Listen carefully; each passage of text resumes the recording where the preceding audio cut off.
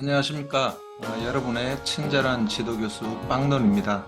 여기는 논문의 신 빵론 특강 강의실입니다. 이 영상을 통해서 학습할 주제는 논문 글쓰기 대 일반적 글쓰기입니다. 자, 며칠 전에 저한테 구독자 한 분이 연락을 주셔가지고 두 가지 질문을 하시더라고요. 한 가지 질문은 뭐냐면은 요즘은 왜 저기 동영상 콘텐츠 안 올리세요? 이런 얘기를 하시던데 제가 좀 일상이 많이 바쁜 사람입니다. 그래서 이 강의 학기 중에는 짬을 내기가 조금 어려운 편인데 그래도 일단 여러분들께 뭔가 저의 이제 안목질을 전달하기 위해서 유튜브 채널을 개설한 이상 열심히 해야겠죠. 그래서 뭐 짬이 나는 대로 조금씩 강의를 제작해서 올릴 그런 계획은 계속 가지고 있습니다.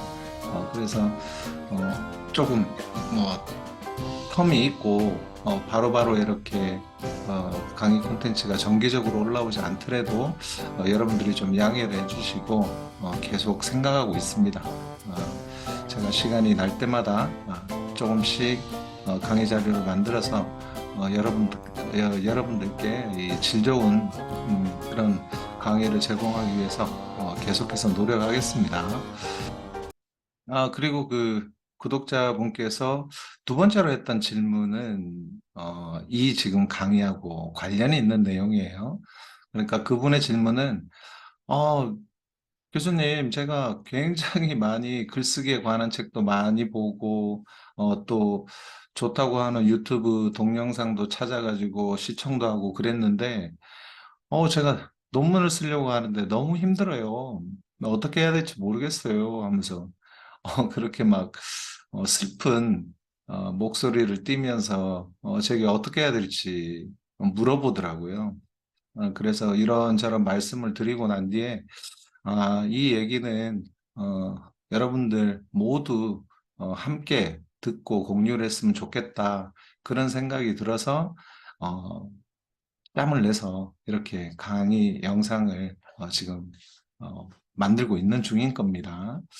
그래서 여러분께 오늘 이 강의를 통해서 제가 전달하고자 하는 내용은 이 논문 글쓰기하고 이 일반적 글쓰기하고 차이점이 있을까? 뭐 그냥 똑같은 글쓰기 아닐까? 이렇게 생각하실 수도 있는데 제가 생각할 때는 분명히 어떤 차이점이 있습니다. 물론 같은 글쓰기니까 뭐 글을 쓰는 거니까 똑같은 그런 공통점도 분명히 존재합니다. 그래서 차이점은 뭔지 또 공통점은 여러 가지가 있을 건데 그 중에서 좀 논문 글쓰기와 관련해서 강조해야 될 점은 또 뭔지 이런 부분에 대해서 설명하는 시간을 갖도록 하겠습니다. 자, 우리 구독자분께서 질문했던 내용을 요약하자면 이거였어요. 그러니까 논문 글쓰기는 일반적 글쓰기 원리에 맞춰 글쓰기를 하면 되는가요? 이런 질문이었는데 제 대답은 이렇게 영문을 한번 표현을 해봤습니다. 음, 제 대답은 이렇습니다. Nope 이라는 거죠. 근데 and yeah, maybe in a way. 그러니까 아닙니다. 아니라고 저는 생각을 해요. 논문 글쓰기하고 일반적 글쓰기 원리는 조금 다른 부분이 있습니다. 그 차이점에 대해서 제가 말씀을 드릴 건데 그래서 아닌 겁니다. 근데 and라는 조건이 붙으면 뭔가요? 아니기도 한데 또 뭐이기도 하다 이런 소리잖아요. 그게 이제 어느 정도는 비슷한 부분도 있다. 그래서 공통점도 있으니까 공통점도 한번 설명을 드리려고 하고 그 공통점 중에서도 논문 글쓰기에 있어서 특별히 좀 강조할 부분을 이제 정리해서 여러분들께 말씀을 드리려고 합니다. 자, 가장 큰 차이점은 제가 생각할 때 논문 글쓰기는 이 논리성을 빼면 시체라는 거죠. 그래서 논문 글쓰기에 있어서는 논리성이 핵심 요건이 된다. 논리성이 빠지면 안 된다. 이겁니다. 그런데 그냥 일반적인 글쓰기를 할 때는 논리성도 갖추면 좋은 거죠. 그래서 제가 생각할 때는 선택적 요건이다라고 저는 생각을 해요. 그래서 논문은 논리성이 꼭 갖춰져야만 하고, 뭐 나머지 글쓰기를 할 때는 논리성도 있으면 좋은데 없다고 글이 안 되는 것은 아니라는 겁니다. 자, 그렇다면 논리성이 뭘까요? 우리 사전적 정의로 봤을 때는 이 사고나 추리 따위를 이치에 맞게 이끌어가는 그런 과정을 논리성이라고 합니다. 어렵죠?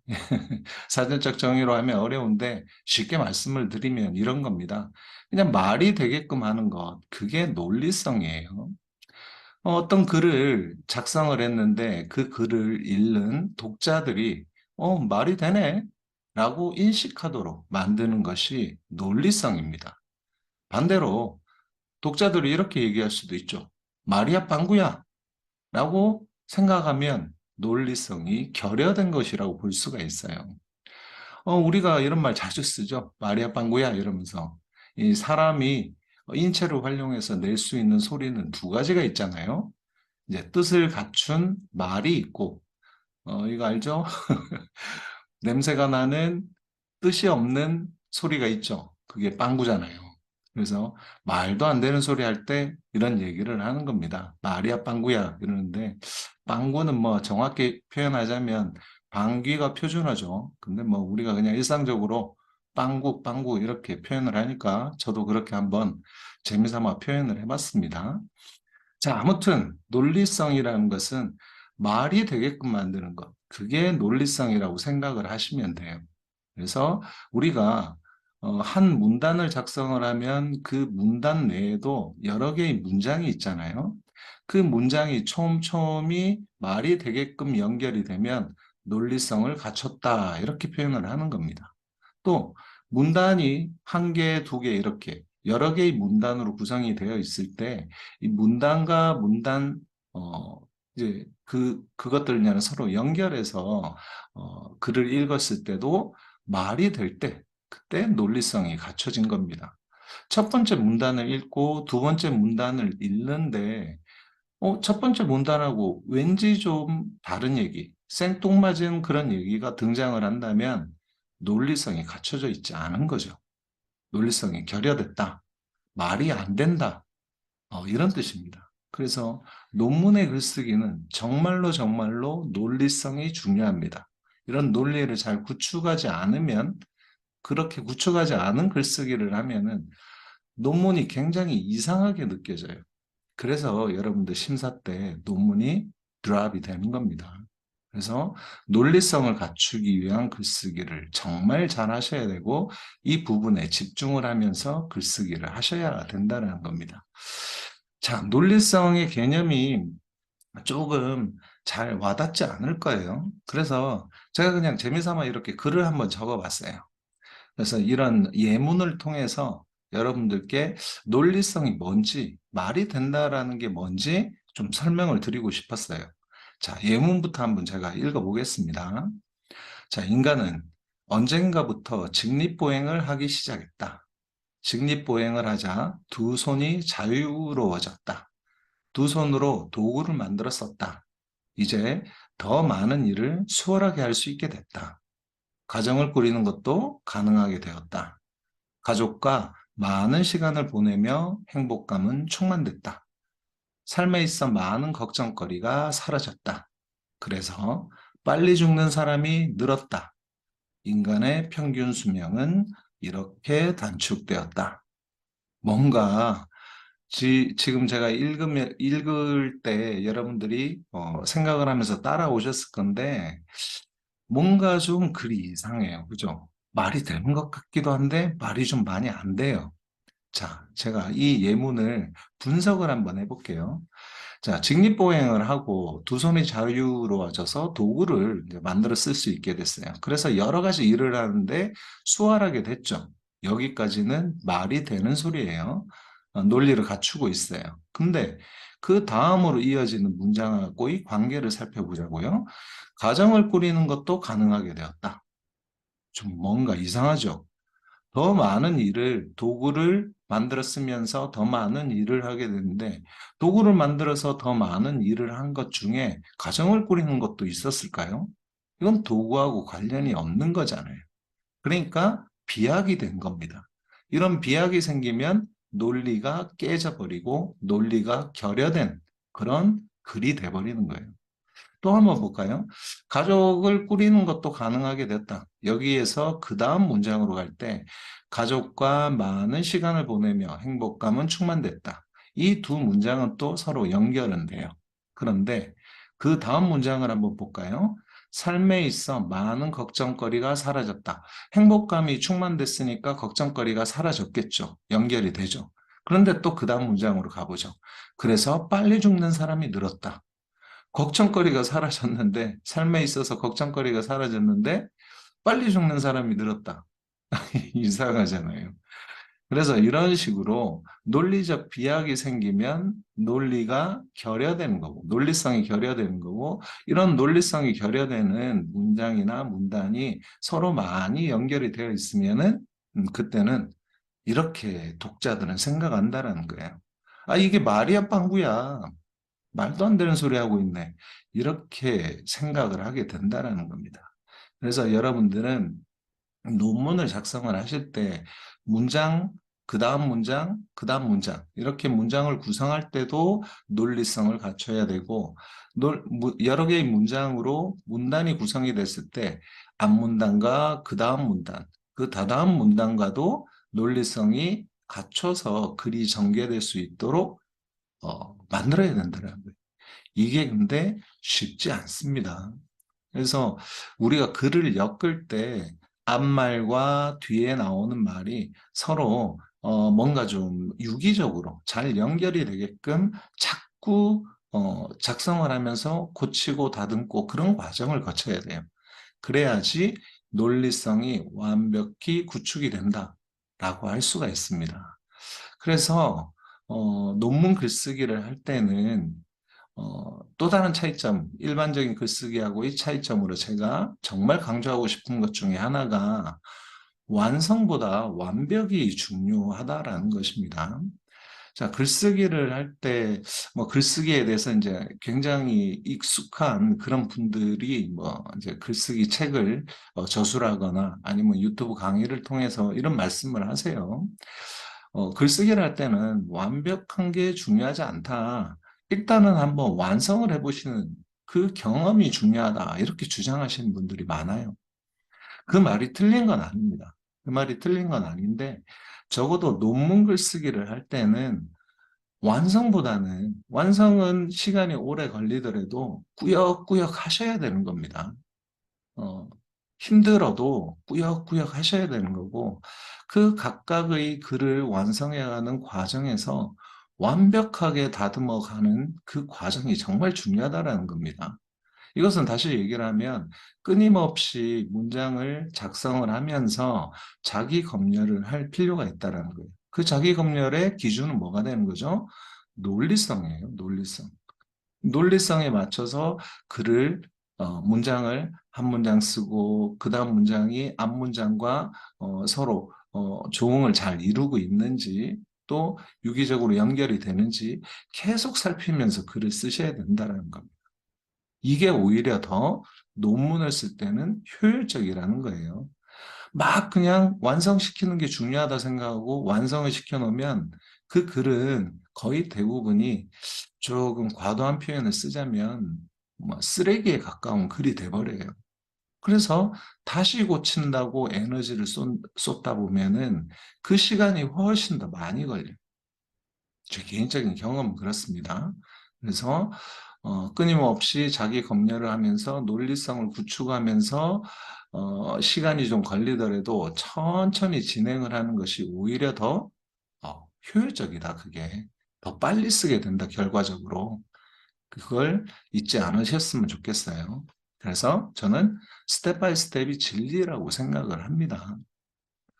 이런 차이점에서 조금 이제 또 아류로 하나 더 말씀을 드리면 이런 게 있죠. 또 이 어법에 맞는 글쓰기를 논문을 완성하는 그날까지 계속 지속할 필요가 있다.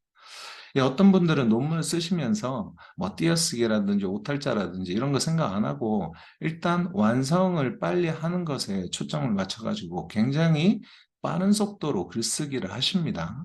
그러다 보면 한글 맞춤법도 많이 틀리죠. 오탈자나 띄어쓰기 구두점 이런 표기도 제대로 안 돼 있을 수가 있고 또 어법에서 벗어나는 그런 글쓰기를 많이 합니다. 이런 표기 규범을 준수하지 못하는 글쓰기를 하게 되는데 나중에 뭔가를 고치려고 하면 굉장히 힘들어요. 그리고 그걸 완벽하게 고치는 게 더 어렵습니다. 저의 경험은 그래요. 굉장히 많은 이 논문 글쓰기를 한 사람이거든요. 제가 이 컨설팅을 하면서 그런 일을 계속 해왔던 사람이고, 제가 또 부수적으로 하는 일이 이제 교정교양, 윤문 작업을 도와드리는 그런 일도 해요. 그래서 이런 윤문 작업을 저한테 맡기는 분들은 결국은 뭐죠? 본인이 하기 힘드니까 일단 막 적어놓고 나중에 어법에 맞는 글쓰기를 전문가한테 의뢰해서 수정을 하는 건데 뭐 경제적으로 크게 부담이 없는 분이라면 뭐 그냥 다른 사람 전문가한테 맡겨가지고 글을 다듬어도 되긴 됩니다. 그런데 여러분들이 논문은 한두 번 쓰고 말지언정 글쓰기는 평생 계속 하시게 돼요. 그래서 이런 부분은 처음에 글쓰기를 할 때부터 맞춰서 작성하는 습관을 들이게 되면은 훨씬 좋은 글을 단시간에 작성할 수 있는 능력이 향상이 되거든요. 그래서 저는 이 부분도 중요하게 생각을 합니다. 그래서 어법에 맞는 그런 글쓰기를 계속해서 스텝 바이 스텝으로 해 나가면서 자기 검열을 해 나가면서 논리도 구축하고 그렇게 글쓰기를 하셨으면 좋겠어요. 제가 굳이 이 논문 작성과 관련된 뭐 통계 뭐 이런 것을 특강 자료를 제 유튜브 채널에 올리는데 굳이 제가 띄어쓰기에 대해서 또 한글 맞춤법에 대해서 특강 강의 자료를 게시하는 이유는 여기에 있습니다. 띄어쓰기가 굉장히 중요한데 그걸 놓치고 있는 그런 대학원생 분들이 굉장히 많아요. 그래서 여러분들은 이런 한글 맞춤법을 준수하는 글쓰기를 하는 습관, 또 그 요령을 익히는데 게을리하시면 안 된다라는 부분을 좀 강조를 드리고 싶어요. 그리고 또 이런 차이점도 있습니다. 자, 논문 글쓰기는 독자를 의식한 목적 있는 글쓰기를 할 필요가 있어요. 우리가 개인적으로 글쓰기를 할 때는요, 뭐 일기를 작성을 하거나 아니면 메모를 작성하거나 뭐 이런 글을 일상적으로 우리가 작성을 하잖아요. 그런 경우는 누구한테 보여주기 위한 글이라기보다는 나의 필요로 인해서 작성하는 그런 글이지 않습니까?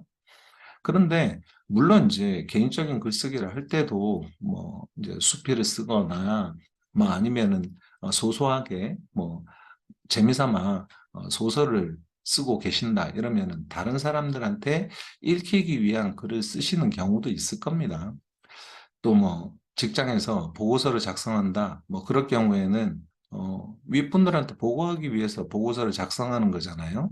그러니까 분명히 독자가 있는 글이긴 한데 개인적으로는 뭐 일반적 글쓰기를 할 때는 이 독자가 자신이 될 수도 있고 타인이 될 수도 있고 뭐 그런데 논문 글쓰기는 무조건요. 무조건 이 독자가 타인인 겁니다. 항상 타인이요. 자기 자신이 읽으라고 쓰는 글이 아니에요. 논문은 뭔가 증명을 하는 글이잖아요. 또 설명을 하는 글이고 설명을 통해서 논증을 하는 그런 글이지 않습니까? 그렇기 때문에 당연히 누군가에 대해서 설명을 하는 거고 누군가한테 나의 논증한 결과를 알려주기 위해서 쓰는 글이 논문입니다. 그래서 독자를 항상 의식하면서 글을 써야 돼요. 그래야지 글의 품질도 우수해집니다. 근데 그냥 글쓰기에 너무 지쳐가지고 논문 글쓰기에 너무 지쳐가지고 그런 생각을 잘 못하세요. 그러다 보니까 굉장히 복잡하고 이해도 잘 안 가는 어려운 문장으로 구성이 될 가능성이 커지는 겁니다. 내가 옆에 뭐한 10대 청소년이 있는데 이 친구한테 내 논제에 대해서 이해를 시키기 위한 글을 쓴다. 이렇게 생각을 해보세요. 그러면은 쉽게 쓰려고 할 거잖아요. 그러니까 그런 마음으로 글쓰기를 하셔야 된다는 겁니다. 그래야지 간명하고 정확하고 또 명징하게 그렇게 글쓰기를 하실 수가 있어요. 그게 이 논문 글쓰기에 있어서 일반 글쓰기와 다른 아주 중요한 차이점 중에 하나다라고 저는 생각을 합니다.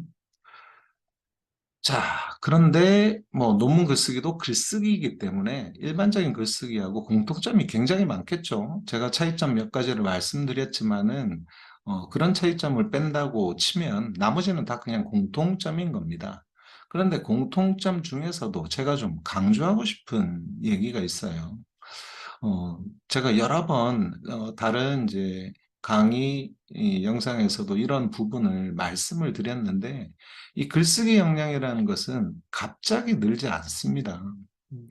그래서 논문 쓸 때쯤 돼가지고 그때부터 논문 잘 써야지 이렇게 생각하면서 내 글쓰기 역량을 뭐 갖춰보기 위해서 글쓰기에 관련된 책을 뭐 10권 정도를 읽었다 쳐요.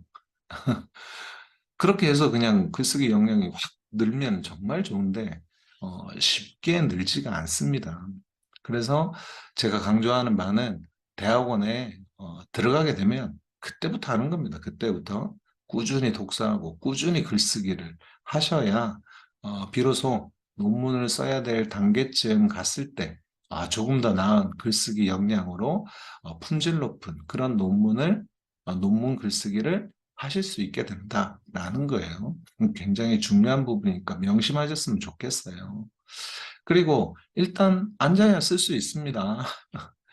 엉덩이가 무거운 사람이 좋은 글을 쓸 수가 있어요. 뭐 이거는 그냥 일반적인 글쓰기를 할 때도 마찬가지인데 논문은 특히나 자기 검열을 하면서 논리성을 구축하면서 글을 써야 되기 때문에 굉장히 집중해서 오랜 시간 동안 집중해서 글쓰기를 하셔야 돼요. 그래서 어, 많이 앉아 있을수록 좋은 글, 뭐 품질 높은 글을 쓸 수가 있어요. 그런데 자, 일단 앉기가 힘들죠.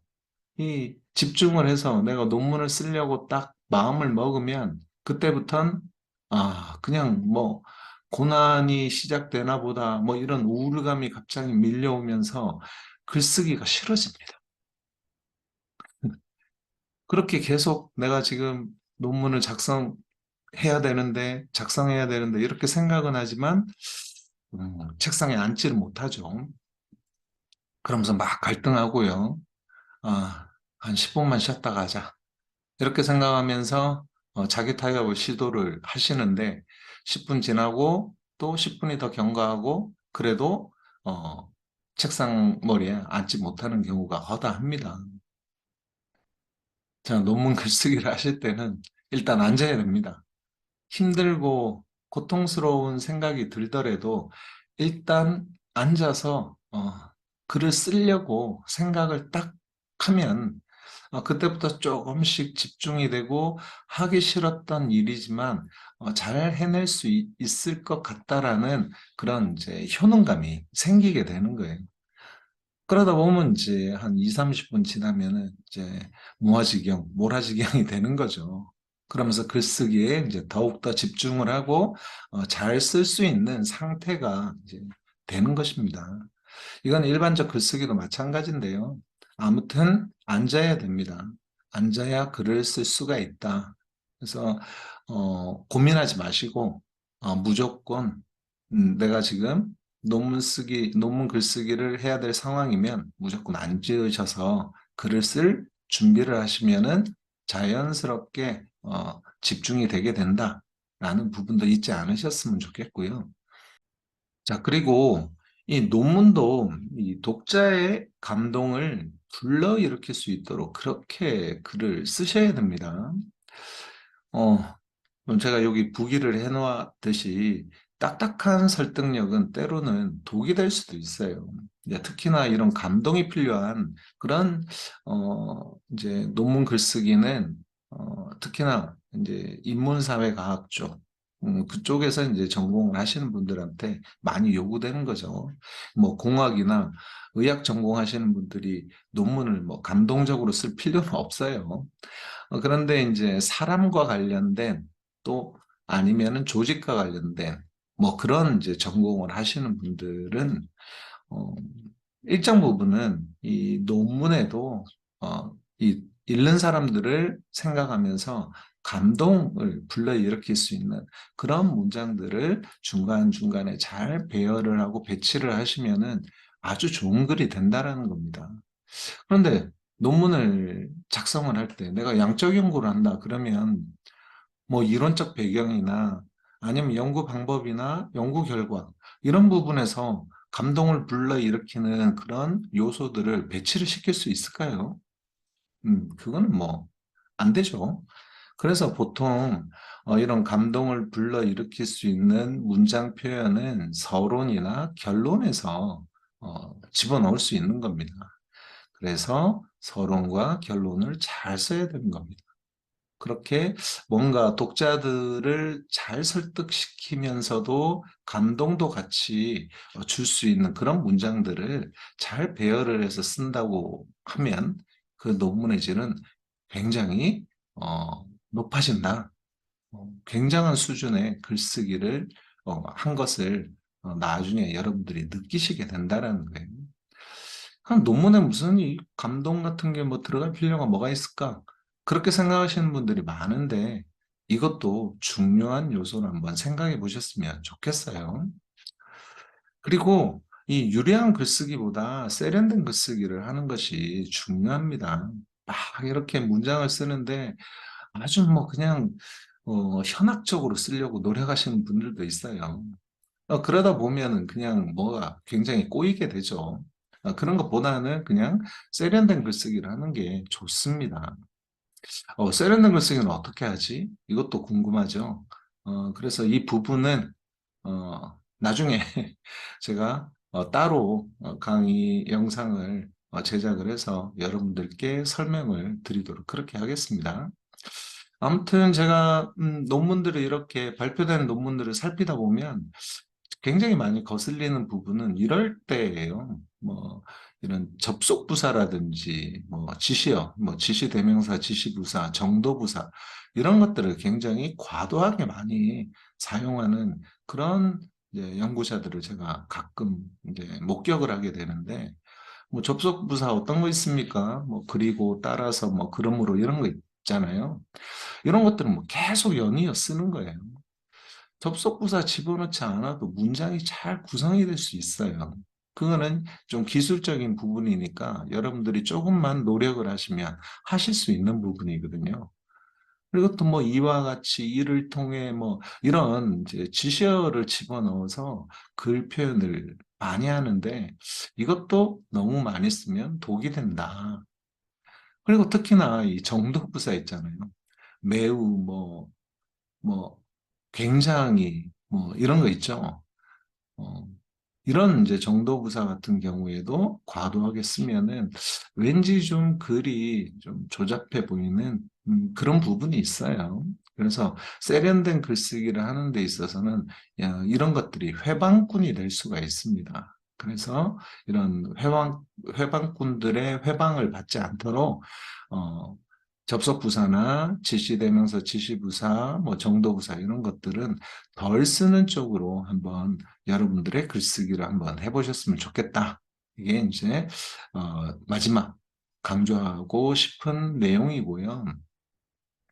자, 이분 누굴까요? 달리기 열심히 하시죠. 이분의 특기는 특기라기보다는 즐겨 하는 것 중에 하나가 마라톤이에요. 이분이. 근데 여기 지금 멍 때리고 앉아서 지금 술 한잔 하고 계시네요.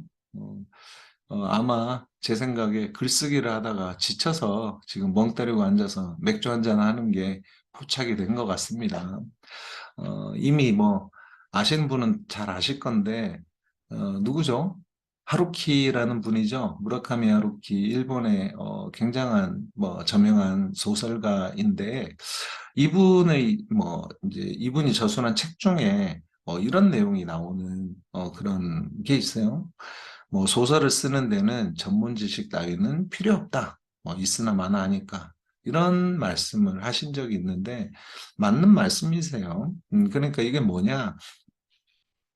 이분이 전달하고자 했던 얘기는 그냥 그 소설을 쓰는데 재능 따위는 필요 없다. 이런 얘기지 않아요? 이제 전문 지식 같은 거 갖출 필요도 없고, 재능보다는 그냥 열심히 앉아서 쓰다 보면은, 좋은 글이 나올 수 있습니다. 그 얘기를 하시거든요. 그런 주장을 하시는데, 근데, 저는 논문에 대해서는 그렇지 않다라고 생각을 합니다. 논문을 쓰는데 필요한 전문 지식은 갖춰야 돼요. 논문은 뭐죠? 그냥 소설하고는 좀 다르죠. 굉장히 형식적인 글입니다. 일정한 형식이 있다라는 거예요. 그 형식을 지키지 않으면 아까 제가 강조한 것 중에 하나, 논리성이 떨어지는 글이 돼요. 그래서 일정하게 지켜야 되는 형식에 맞춰서 글을 썼을 때, 글을 작성을 했을 때 굉장히 논리적으로 읽힌다라는 것이에요. 그래야 여러분의 첫 번째 독자인 지도 교수님, 그리고 두 번째 독자가 되는 심사위원들이 논리적이네 그렇게 느끼신다라는 거예요. 그래서 일정한 형식을 갖춰야 되고 그런 형식에 맞춰서 글쓰기를 하면서 형식을 조금씩 파괴할 때 그때 이제 창의성이 발휘가 되는 것이거든요. 제가 논문 작성법에 관련된 이제 강의 자료를 올리면서 이런 형식 부분에 대해서 말씀드리는 게 많아요. 그런데 이 논문에서는 그런 형식도 굉장히 중요하다. 그런 형식에 관련된 지식은 갖추고 있어야 좋은 논문을 쓸 수 있다. 라는 점 잊지 않으셨으면 좋겠어요. 자, 그럼 오늘 강의는 여기서 마치도록 하겠습니다.